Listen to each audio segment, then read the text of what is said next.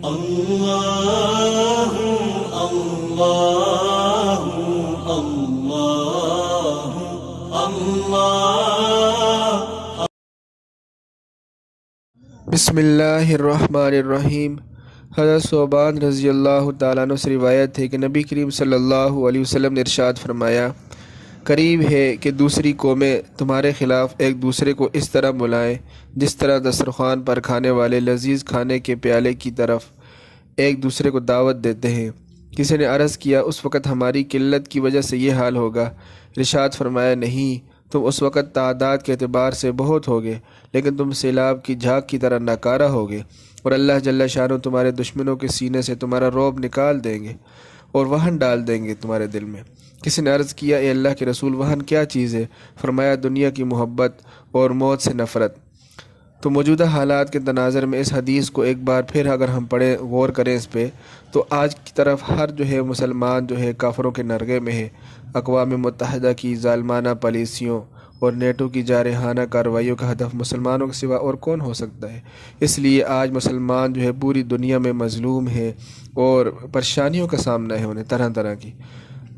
تو اسی وجہ سے اور 19ویں صدی اور 20ویں صدی امت مسلمہ کے لیے ہلاکت خیز رہی ہے، اور 21ویں صدی کا آغاز بھی کچھ اسی طرح رہا۔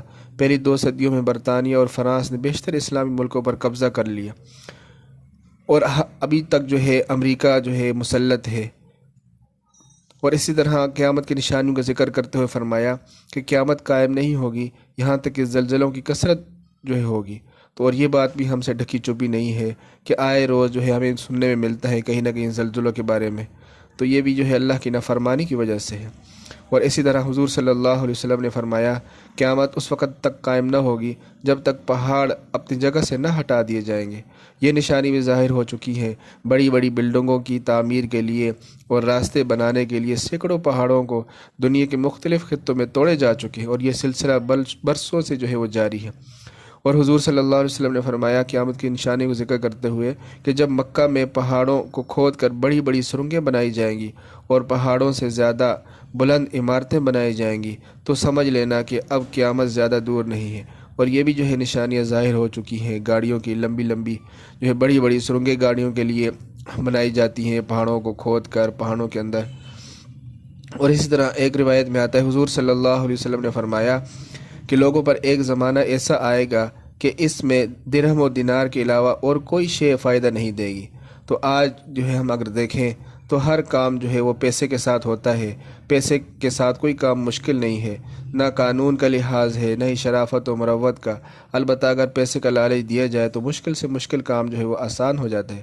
اور اس طرح حضور صلی اللہ علیہ وسلم نے فرمایا کہ یقیناً لوگوں پر ایسا زمانہ آئے گا کہ کوئی شخص بھی سود کھانے سے محفوظ نہیں ہوگا۔ اگر کوئی سود نہ کھائے تب بھی اس کا غبار و اثر اس کو پہنچ کر رہے گا۔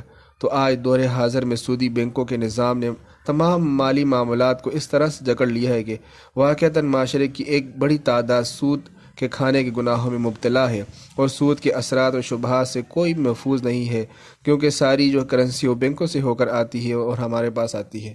تو اللہ تبارک و تعالیٰ سے دعا ہے کہ ہم جتنا ہو سکے ان فتنوں سے بچیں، اور اللہ تبارک و تعالیٰ سے دعا ہے کہ اللہ تبارک و تعالیٰ ہمیں اس پرفتن دور میں ایمان کی سلامتی نصیب فرمائے، اور ہمیں چاہیے کہ ہم غور و فکر کریں اور ان فتنوں سے بچیں۔ اللہ تبارک و تعالیٰ سے دعا ہے کہ اللہ تبارک و تعالیٰ ہمیں ہر فتنوں سے محفوظ فرمائے۔